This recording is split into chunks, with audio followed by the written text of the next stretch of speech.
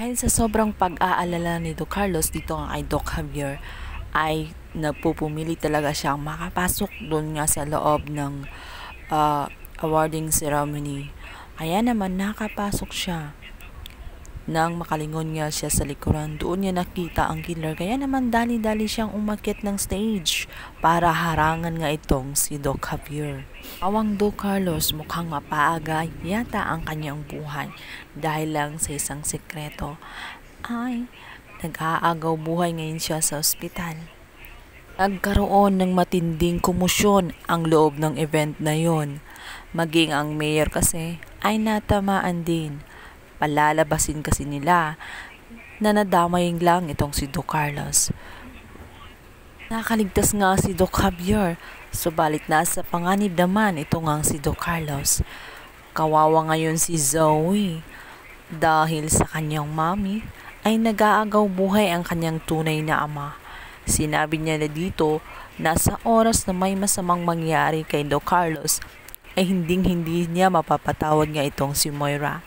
At sinabi niyang kung may pagkakataon nga siyang pumili ng ina ay hindi nga niya pipiliin itong si Moira dahil napaka freaking killer daw talaga. Tugtong pa niya na naiinggit siya kay Annalyn dahil ang kanyang ina na si Lynette ay napakabait. Walang-wala nga ang kanyang ina.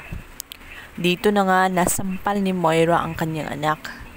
At sinabi niyang nagawa lang niya yun dahil sa kanya. Dahil nga sa hidwaan ng mag-ina, ay hindi na nga matutuloy ang plano ni Moira na ipapatay nga itong si Doc Javier.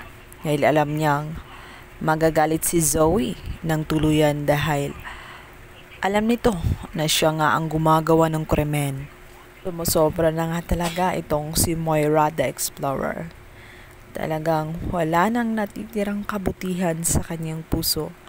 Ang kanyang utak at kilos ay puro na lamang kasamaan. Ang pagiging gahaman at makasarili nga ay walang magandang maidudulot dahil hindi mo na iisipin ang ibang tao kundi sarili mo na lang. Samantala, ito nga si Doc Javier ay nakapag-isip-isip na sa kabila ng ginawa ni Doc Carlos ay nakuha pa rin siyang protektahan nito. At sinabi niyang utang niya ang buhay niya dito nga kay Doc Carlos dahil sa pagligtas niya sa naturang event. Doon niya nakumpirma na talagang hindi madali ang kanyang pinapagawa at buhay ang nakasalalay dito. Maaring ngang safe siya ngayon, ngunit sa sunod na mga araw, magiging ligtas pa kaya siya. Subalit nga kung hindi sila gagalaw at wala silang gagawing aksyon, paano titigil itong kasamaan ni Moira na hindi na talaga maganda dahil kaya na talaga niyang pumatay ng mga tao alang-alang lang sa isang sekreto. Apektado ngayon itong si Harry at hindi niya matatanggap na may mangyari sa kanyang ama. Lalo't napakabait ito at napakabuting tao. Wala naman siyang nalalaman na may naging kaaway ito para mangyari sa kanya yun. Maya pa nga ay dumating itong si Zoe.